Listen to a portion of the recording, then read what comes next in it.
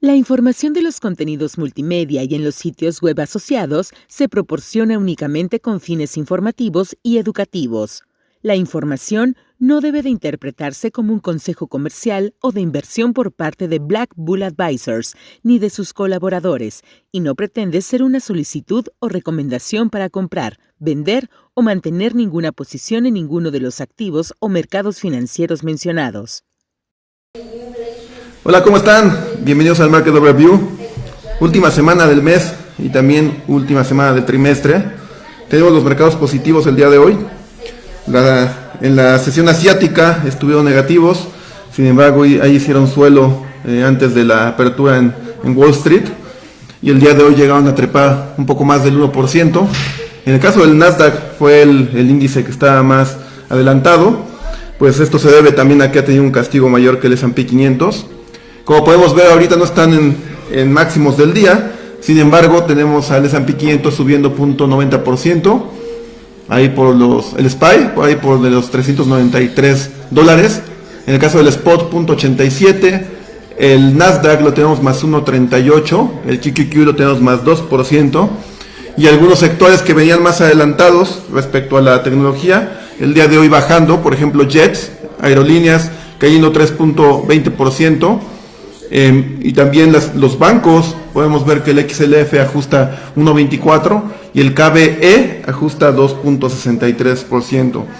En el caso del tipo de cambio, pues bueno, lo tenemos todavía muy positivo, lejos de los máximos también, llegó a estar por ahí de los 20.80, ahorita lo tenemos en 20.56, aún así con una subida del 0.42%.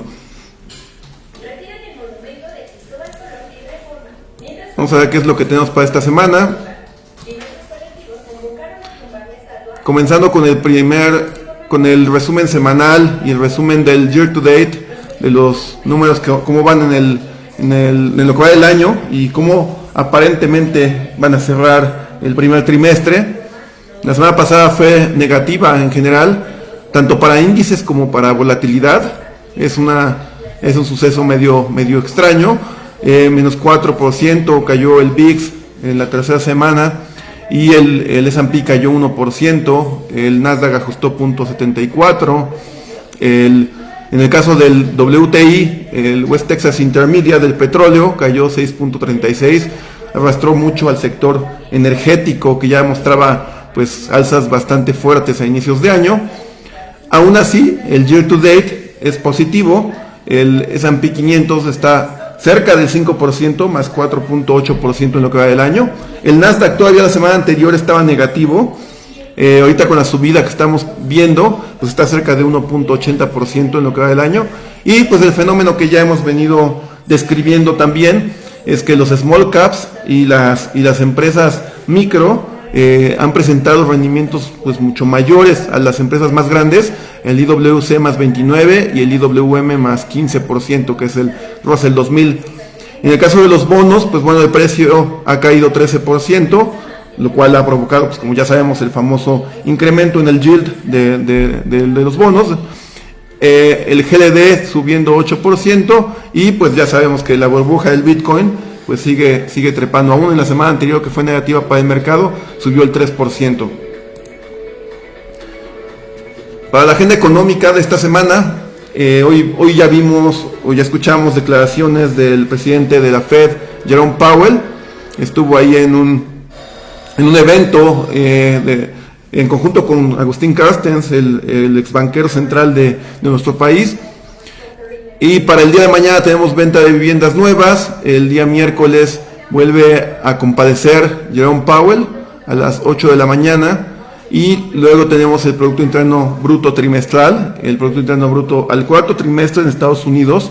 Se espera un crecimiento del 4.1% positivo. Y tenemos también las nuevas peticiones de subsidio por desempleo, que se espera que estén por el orden de 730,000 personas.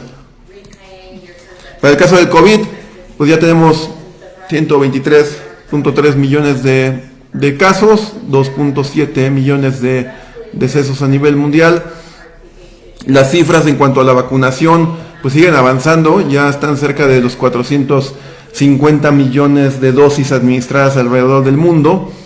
Estados Unidos va bastante bien, cerca del 20%, y respecto a que se haya suministrado la primera dosis, ya va el 24%. Ya gente que haya tenido las dos dosis, recordemos que deben de tener dos, ya es cercano al 14%. Apenas la semana pasada estaban acercándose al 10%, ahorita ya los tenemos cerca del 14%. En el caso de México, pues bueno, sabemos que se han suministrado apenas 5.4 millones de dosis, lo cual equivale el 2.1% de la población.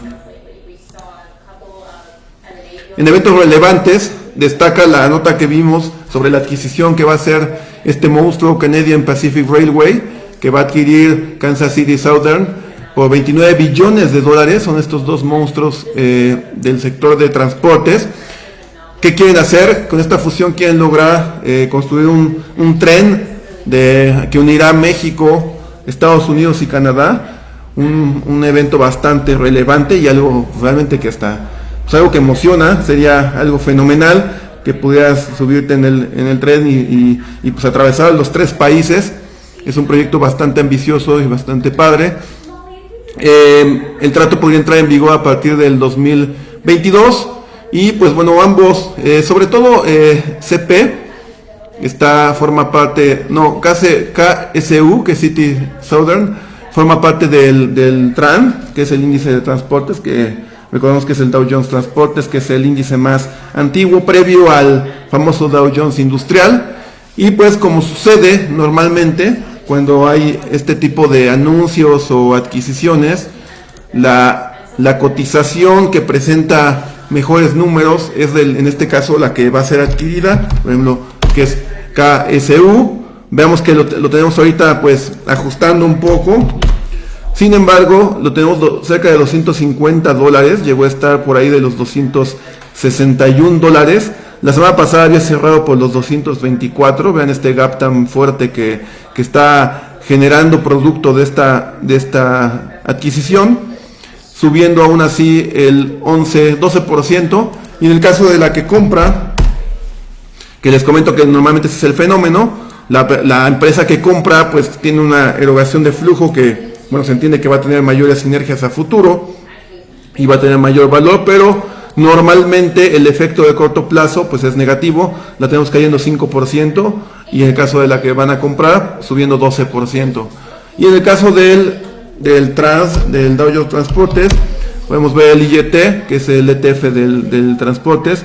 Ya lo tenemos negativo, de hecho acaba de pasarse ahorita a negativo. El subyacente está menos 0.05, el ETF está menos 0.07, a pesar de que uno de sus componentes, que es precisamente KSU, representa cerca del 10% de la muestra, y pues aún así pues bueno, no logra mantener en positivo a este índice, que dicho sea de paso ha presentado un rally bastante positivo en lo que va del año.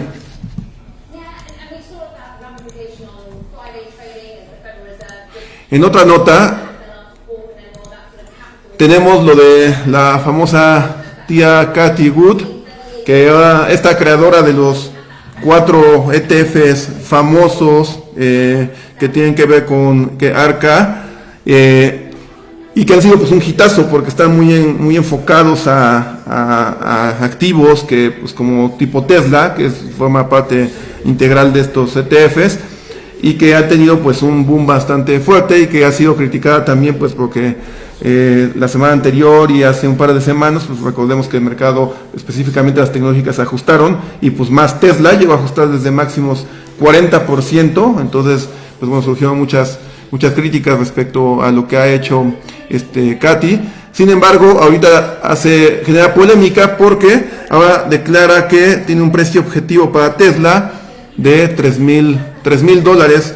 De hecho presenta tres objetivos, uno digamos conservador, otro que es el medio, 3,000, y otro que es optimista. Dice que para 2025 esperaría que la cotización de Tesla se ubique por los $1,500, en un escenario medio 3,000, o en un mejor escenario $4,000. Pues imagínense, ya ahorita Tesla, por ejemplo, la tenemos Pues la Tesla lo tenemos en $678, entonces está hablando ella de incrementos cercanos al 400-500% de aquí para 2025, y pues espera que Tesla llegue a una capitalización de $26.6 billones, que como podemos observar, pues es la principal holding de este ETF de ARK Innovation.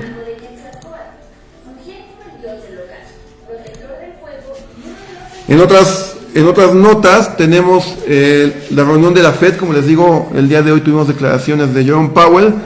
Para el día miércoles vuelve a tener comparecencia, y la semana anterior tuvo también intervención, también tuvo comparecencia, y lo que dijo Jerome Powell fue que espera que el Producto Interno Bruto de Estados Unidos crezca 6.5% este año, esa es su expectativa, y que la inflación incremente 2.4%, que va muy en línea con lo que precisamente el mercado de bonos nos ha estado diciendo, que al tumbar los precios y subir los rendimientos, está esperando que que la inflación vaya creciendo producto de esta reactivación económica, y el propio Jerome Powell, la propia Fed, pues lo confirma, espera un 2.4%.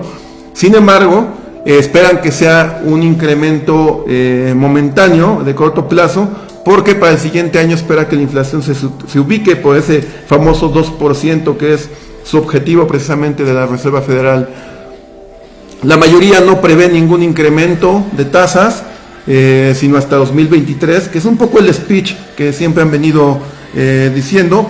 Lo que sucedió la semana pasada, que fue que, a diferencia de algunas sesiones donde el mercado está alcista y luego sale Jerome Powell a declarar y lo tumba, en esta ocasión fue lo opuesto. El mercado estaba un tanto bajista, salió y lo empezó a trepar bastante fuerte, porque aunque aceptó que la inflación sí va a incrementar en este año, pues como bien lo explica acá, espera que sea de corto plazo, y además se entiende que ya están anticipando, ellos ya están esperando que sea ese efecto inflacionario, y a pesar de eso no le preocupa o no le apremia el incrementar las tasas de interés, que eso es principalmente lo que le preocupa a Wall Street, y por tal motivo pues el mercado se mostró bastante bullish la semana pasada. Acá tenemos es un screenshot de la comparecencia de hoy, de la conferencia de hoy, y aquí tenemos a Agustín Carstens. Hicieron algunas declaraciones el día de hoy respecto al Bitcoin y todas las criptomonedas, destacando que no son activos de reserva, sino que son activos de alta volatilidad. Pues bueno, eso está completamente claro. Un activo que pueda incrementar el 30% en pocos días o caer el 20% en pocos días, y que en lo que va del año va subiendo cerca del 100%, definitivamente te habla de una muy fuerte volatilidad. Dice que no procederá con ninguna moneda digital sino hasta que tenga la aprobación del Congreso de Estados Unidos, y que más que comparar el Bitcoin con el dólar, que recordemos que es muchas de las teorías de gente pro Bitcoin, que dice que es como el sustituto del patrón dólar, ellos lo comparan más bien con el oro. Y en algunas sesiones anteriores, algunas transmisiones anteriores ya habíamos hecho esa comparativa. De hecho subimos ahí una encuesta de qué mantendrías a largo plazo, si el Bitcoin o el oro. Curiosamente, a pesar de que en redes hay mucha gente que le gusta, que es muy pro Bitcoin, la mayoría se inclinó para el oro. Otro tema que fue, y esto fue algo que tuiteamos ahí el día de ayer, el suceso que estamos viendo con la lira turca, que desafortunadamente ha tenido unos desplomes bastante importantes. Y es que el presidente de Turquía destituyó al banquero central, y ya lleva 4 banqueros centrales en poco tiempo realmente. Pues ¿por qué? Porque el banquero central buscaba incrementar las tasas, de hecho las incrementó, y pues eso es algo que al gobierno no le gustó, porque pues como sabemos, la política monetaria restrictiva se orienta a que la tasa de interés incremente, y esto pues con el objetivo precisamente de ayudar a que no se siga devaluando la lira contra el dólar, que ya lleva una depreciación bastante brutal. Entonces, al incrementar la tasa, lo que buscan es contrarrestar ese efecto, pero por el otro lado, por el lado económico, por el lado del consumo, pues desincentiva precisamente el consumo. ¿Por qué? Porque la gente prefiere mantener el dinero en instrumentos que pagan más, amparados por el gobierno, lo cual disminuye o restringe el circulante, restringe la reactivación. Entonces, como tienen diferentes criterios, pues el gobierno de ese país decidió meter mano y sacarlo. Pero esto, hay una razón por la cual pues los bancos centrales tienen autonomía respecto al gobierno en turno. Se entiende que tienen una perspectiva completamente distinta, un criterio completamente orientado a la economía y pues no tanto a la parte, digamos, de populista, digamos, ¿no? A la parte que ven los políticos. La inflación de Turquía se ubica en el 15.6% y el objetivo es del 5% para 2023, está triplicando el objetivo del Banco Central del país. Y la tasa de interés actualmente en Turquía está en el 19%. Imagínense, ese spread entre el casi 1%, 0.5% que están pagando las tasas o que son las tasas de interés en Estados Unidos, cercano a cero, contra el 19% en Turquía. Ese es el famoso riesgo país, ese riesgo país que está asumiendo un inversionista global al entrar a estos países, o ese es el riesgo que está percibiendo el inversionista global respecto a este país emergente. Y bueno, analizando un poquito lo que le ha pasado a esta moneda, se las quiero mostrar. USD TRI. Vean, de hecho el día de ayer la llegamos a ver por ahí de los 8 liras por dólar. Quiero que vean el efecto, o sea, tan negativo que ha tenido en el largo plazo la moneda de Turquía contra el dólar. Vean, en 2008-2009 la lira estaba una paridad 1-1 prácticamente, 1.14 contra el dólar. En este año ha estado cerca de 8.50, es decir, ha multiplicado por 8 su valor de 2009 a la fecha. Y un comparativo pues de una moneda emergente, pues definitivamente nuestro peso. El peso mexicano contra el dólar, por ejemplo, en 2009 estaba por los 10.48 y su techo máximo que ha generado histórico por los 25. Imagínense, o sea, es menos de 3 veces, es 2 veces. Imagínense que lo que están viviendo, lo que quiero que vean es el contexto, lo que están viviendo allá en Turquía ha multiplicado por 8. Quiere decir que ahorita nos hiciéramos el mismo ejercicio con el peso, quiere decir que el peso tendría que estar por 90 pesos por dólar. Imagínense, eso es una locura. Y por el lado de la bolsa de allá de Turquía, que es el XU100, vean la bolsa turca. Pues bueno, esto es un fenómeno que también ya vimos en la bolsa hemos visto en la bolsa de Venezuela, por ejemplo, esta situación esta situación inflacionaria pues va provocando toda esta subida también en la bolsa. Vean como del 98 de 17 pasó ahorita que está en 1379. Sin embargo, un indicador que podemos ver que nos da un poquito de más claridad respecto al verdadero desempeño de la bolsa turca es precisamente analizar el ETF que cotiza en la bolsa de Nueva York, que es TUR. Ustedes lo pueden comprar a través de los brokers americanos. TUR, vean cómo está cotizando por los $23, pues ya acercándose o bueno, aproximándose a los mínimos históricos. Esos mínimos históricos los tocó en 2008 en plena efervescencia de la crisis subprime en Estados Unidos. El ETF llegó a los $17 y después tuvo un incremento, un máximo histórico por los 80 cerca, 79 saltos. Y ahorita lo tenemos ya nuevamente por los 23. Vean cómo, de hecho, en la pandemia hizo aquí una especie de doble suelo, rebotando sobre los 17, pero actualmente nuevamente sobre los 23. Y vean, en lo que va del mes, lleva un 13% de caída.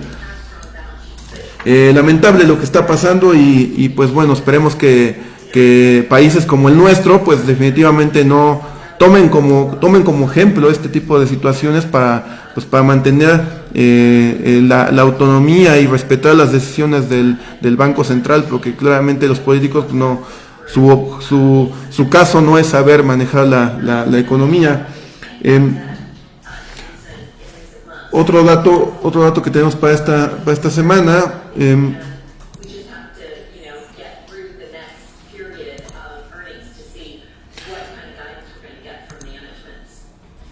espérame que se me parece que se trabó un poquito. Aquí está. Bueno, ya tenemos, como les comentaba, estamos cerca de cerrar el trimestre, un trimestre que les digo, si no cambia mucho la situación del mercado, más o menos estaremos hablando de un rendimiento en los primeros 3 meses del año para el Nasdaq del 1.8, entre un 1.5, 2% podríamos decir, dependiendo de lo que pase esta semana. Y para el S&P 500, ahí cercano al 5%, 4.9, 5%, un primer trimestre positivo, muy diferente al primer trimestre del año pasado, que a lo que nos tocó vivirlo, pues bueno, fue algo bastante complicado. El primer trimestre del 2020, les comento que fue el peor primer trimestre en toda la historia de la bolsa. El peor primer trimestre fue algo bastante complicado. Este primer trimestre 2021 ha sido mucho mejor, afortunadamente. ¿Y qué nos podría esperar para los siguientes meses, para el siguiente trimestre? Pues de acuerdo a la estadística, desde 1975 hasta el 2020, el S&P 500, vean los meses, el mes de abril, el mes 4, históricamente es positivo, es un mes alcista, es un mes en promedio cercano al 2%, también es mayo y junio. Realmente estos meses de agosto, septiembre, octubre son un poco más complicados. Sin embargo, según la estadística, abril puede ser positivo. ¿Cómo pueden ser los promedios? En una situación optimista, el máximo podría andar por el 2.5%, y en una situación pesimista podría estar menos 2%. Y esta parte esta gráfica ya la comentábamos a inicios del año, y es muy curioso ahorita resaltar o comparar esto contra lo que efectivamente ya pasó en todo el trimestre, porque podemos ver cómo la estadística funciona, podemos ver cómo todos estos datos históricos funcionan. El mercado es completamente cíclico y estacional, y quiero que vean cómo esta gráfica que recopilamos a inicios de año y que explicábamos que es precisamente el primer año cuando un presidente entra a la oficina oval en Estados Unidos.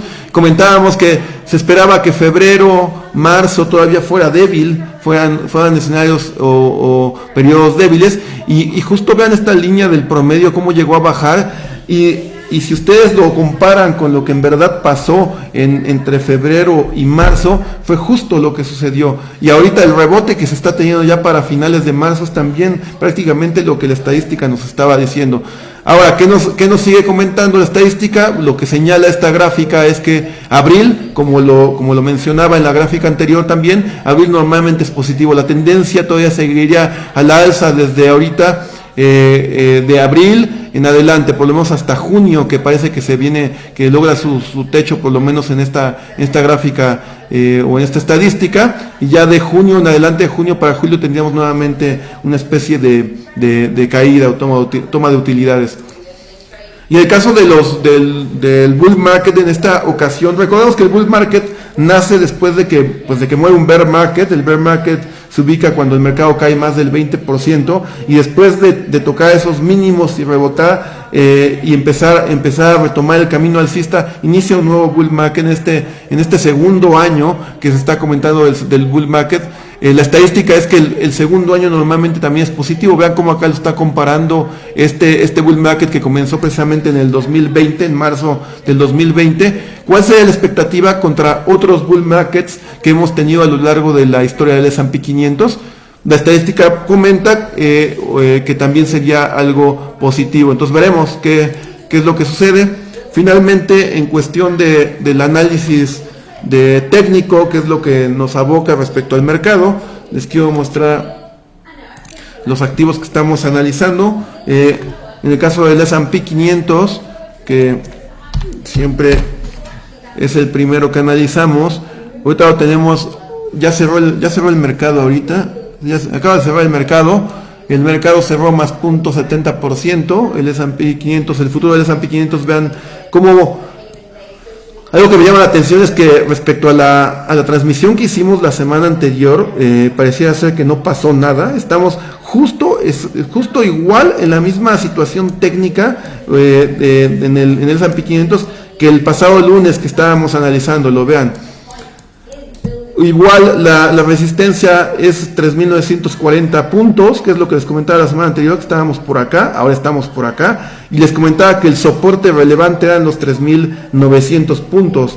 La semana anterior, el día viernes, rompió a la baja los 3.900 puntos, sin embargo, como siempre les he comentado, los precios de cierre son realmente los más importantes. Podría ser un falso intrasesión y al final cerrar positivo o cerrar arriba del nivel, y es lo que hizo el viernes pasado, cerró justo en la línea de los 3.900, aguantando el soporte. En la sesión asiática logró perforar, hacer un mínimo por los 3.880 puntos más o menos, y remonta el día de hoy y remonta hasta los 3.930 puntos.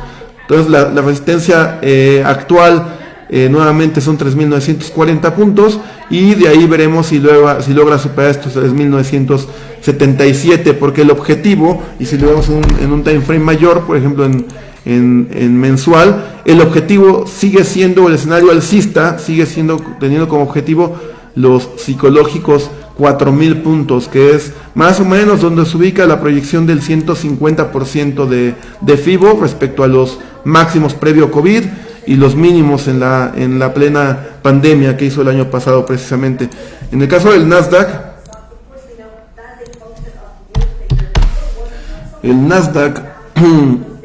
la semana pasada les estaba mostrando en Twitter un posible hombro cabeza hombro invertido que estaba haciendo, estaba hasta acá, nos estaba formando el segundo hombro.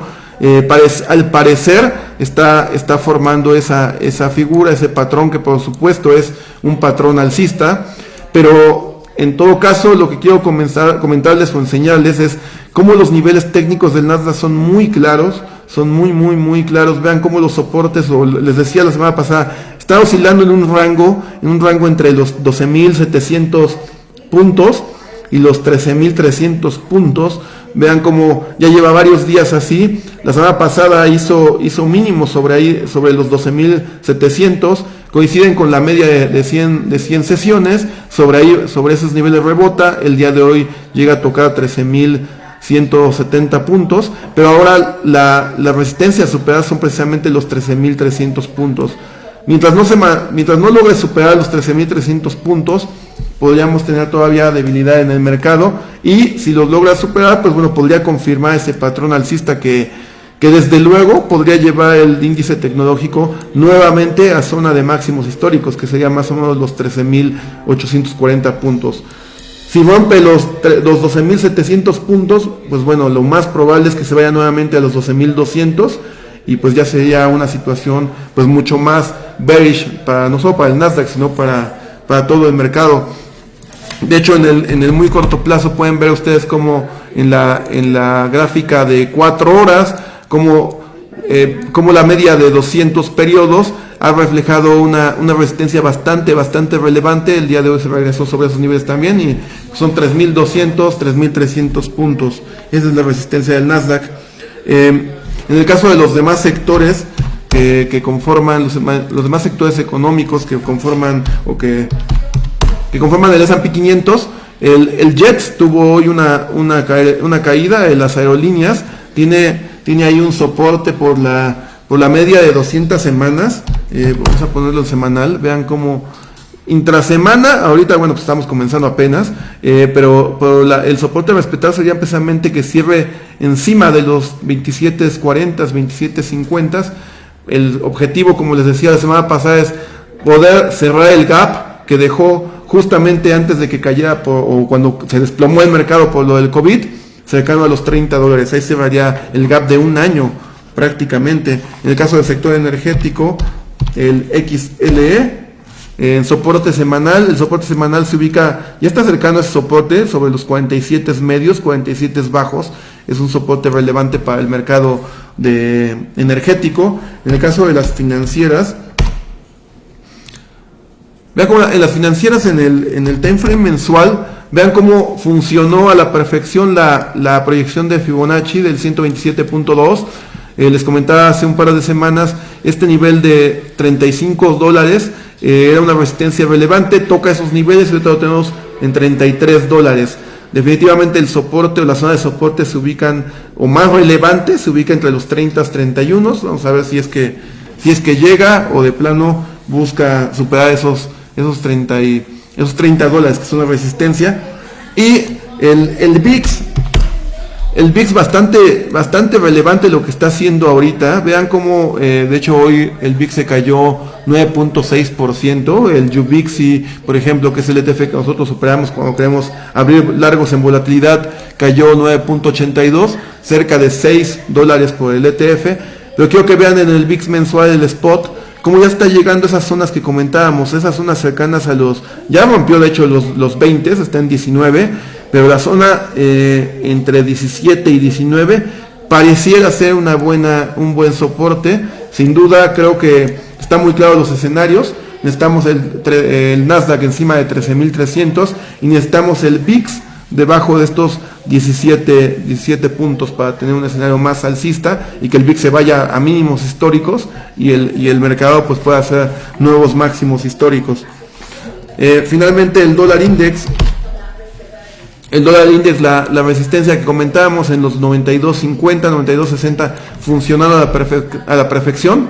Sigue sin invalidar el patrón de doble suelo, el patrón alcista que mantiene en el corto plazo. Y en el caso del peso dólar, el objetivo en cuanto a soporte, el nivel de soporte está por los 20.30. Los 20.30 son ahora relevante de soporte. Mientras se mantenga encima de esos niveles, un precio de cierre encima de los 20.70 sería idóneo. Podríamos esperar que en el mediano plazo, en las siguientes semanas, si se mantiene la presión alcista en el tipo de cambio, pues podamos llegar cercanos nuevamente a esos 21, o en mejor escenario a los 22 pesos por dólar. Y los bonos del tesoro pues sí rebotaron donde esperábamos, o donde se veía el soporte semanal de la media de 200 semanas. Vean ahí sobre los 135 que comentábamos la semana pasada. Sobre ese nivel rebotó el mercado, el cierre semanal lo respetó y ahorita lo tenemos en 136.2, lo cual ha hecho que pues precisamente los yields o el rendimiento de los bonos pues ha tenido un pequeño descenso esta semana, pero en el corto plazo sigue muy alcista el rendimiento de los bonos a 10 años. Vean cómo salió de esta caja, 1.60% es ahora el soporte donde podría ser throwback. Y pues bueno, ya un escenario muy positivo y negativo por supuesto para los bonos y también para el mercado por consecuencia, sería que el famoso 2% que en un time frame mensual pues se ve mucho más claro, ¿no? Esta zona de resistencia o siguiente objetivo alcista que podría tener el rendimiento de los bonos. ¿Tienes alguna pregunta, Pedrito? ¿Cómo ves CRCP y NIO? CRCP.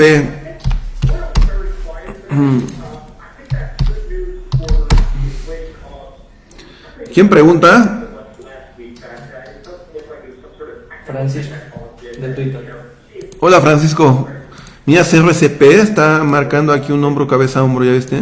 Hombro, cabeza, hombro invertido. Aquí superando esta zona de los $134. Puede ser un trade ahí especulativo. Ha tenido desde luego un castigo impresionante esta emisora. Vean cómo desde máximos y que apenas habían sido a inicios de año, en enero, a los mínimos que hizo hace unas semanas cayó el 55% y hizo piso sobre la media de 200 días. Y pues ahorita como te comento, pues la perspectiva de corto plazo pareciera ser bullish. Creo que superando estos niveles de 135, un precio de cierre encima de 135, puede ser un trade especulativo, buscando desde luego que sí valide este hombro cabeza a hombro invertido, que podría llevarlo por los 154 en mi opinión, por lo menos. O la otra forma es que esperes un rompimiento alcista, tal vez genera un rompimiento alcista, se topa con los 140 que parecían ser una resistencia de corto plazo, genera el famoso throwback. Ven que no es algo que siempre sucede, pero sí es algo que a veces llega a pasar cuando se materializa el hombro cabeza hombro invertido. Hace un rompimiento alcista, genera un throwback y viene a retestear el neckline y ya viene ahí el rebote. Entonces son las dos formas de poderlo operar. Si hace el rompimiento alcista y después se viene a la baja, ojo, la señal más clara es irse corto, porque los patrones técnicos, cuando son invalidados y vienen en reversa, tienen mucha fidelidad, mucho porcentaje de acierto cuando te vas en contra, ¿no? O sea, cada que fuera un fake y luego se fuera para abajo, un corto sería bastante acertado, pero bueno, tendría que invalidar ese patrón que de momento es alcista. ¿Y el otro decías, NIO? Sí. NIO de igual forma, mira, esta zona de los $46 es la zona de resistencia inmediata. Estas acciones que cómo se mueven, me parecía ser que ya hizo piso hace un par de semanas. Creo que los 46 me gustan para si es que quieres generar algún trade sobre esta cotización. Los stops están claros, creo que puedes ocupar como pivote el mínimo de la semana anterior por ahí de los 40-50 o tal vez 40-60, y pues tienes una relación riesgo-beneficio un tanto atractiva en ese trade. ¿Otra cosa, Pablo? Sí, te preguntan si podrías analizar AMD. AMD. Ya, muy parecido a NIO también, y miren, rescatando la media de 200 días, vean cómo soporte, la media de 200 días, la semana fue a inicios del mes, rompe a la baja, y vean cómo el mercado es el juego del engaño, recordemos todos, lo que va a ser lo que sea por tratar de sacar el mayor número de traders con una señal pues falsa. Vean cómo acá está súper cañón, porque vean, el 5 de marzo rompe a la baja. Tú podrías decir, bueno, vamos a esperar el cierre del día, cierra positivo, genera un martillo bullish bastante bueno, y encima de la media pareciera ser todo un setup para ir largo, y el otro día ¡pam!, se va para abajo y genera una vela roja bastante definida, y ahora el setup sería corto, y la siguiente sesión ¡pum!, para arriba, ¿no? Entonces creo que si lo analizamos en un time frame de mayor plazo, podríamos tener un poco de más claridad. Mira, y eso es lo que pasa cuando tú tienes mucho ruido en la situación técnica de corto plazo. Puedes analizarlo en un plazo mayor. Vean, en la semanal, todo ese ruido que aparentemente había generado en la diaria, en la semanal se despeja mucho. ¿Por qué? Porque ese nivel donde rebotó, pues resulta ser que había sido un nivel de soporte bastante importante por varias semanas. Vean, estos niveles cercanos a 74.20, 74 bajos, fueron el soporte. Ahora, pareciera ser que está haciendo el segundo hombro también, como el Nasdaq. En la semanal parecía ser que está haciendo el segundo hombro, pero en este caso, un hombro cabeza hombro top. Hay dos tipos de head and shoulders. El top, que es el normal, que es un patrón de techo, es un patrón de cambio de tendencia donde viene alcista y después hace techo y ahora viene para abajo, que es y acá sería el hombro izquierdo, la cabeza, y podría estar haciendo el hombro derecho. O sea, el objetivo podría estar por los 87 altos, $88, y este sería el neckline. Ahora el neckline son los $74. Si hiciera el mercado llegar a estos niveles de 88, después retrocedería a esos niveles de 73 y los rompiera a la baja, estaríamos hablando de un hombro cabeza a hombro enorme que podría llevar la cotización por los $54. Pero bueno, a mí me gusta mucho el Head and Shoulders, pero también ya algo que he comentado continuamente es que entre más común sean los patrones, menos fiabilidad tienen. Y el hombro, cabeza, hombro, lo he visto muchas veces que hace falsos, ¿no? O sea, parece dibujar el bajista, te pones corto y hace lo contrario, parece dibujar el alcista, te pones largo y hace lo opuesto. Pero bueno, esa sería como la expectativa ahorita de corto plazo. Bueno, ya no hay más preguntas, ¿vale, Pablo? Para que terminemos. Excelente. Pues les agradezco mucho su participación como siempre y les deseo que tengan un buen cierre de semana, buen cierre trimestral. Cuiden lo que llevan ganado, si es que llevan un rendimiento positivo en el trimestre, y sobre todo si está en línea con los benchmark, el Nasdaq cerca del 2 en el trimestre, el S&P cerca del 5% en el trimestre. Si ustedes están muy en línea con él, pues yo creo que no vale mucho la pena poner en riesgo el rendimiento de los 3 meses en esta última semana. Pablito, no FOMO, acuérdate de no FOMO. No FOMO. Gracias a todos por su atención, nos estamos viendo, cuídense.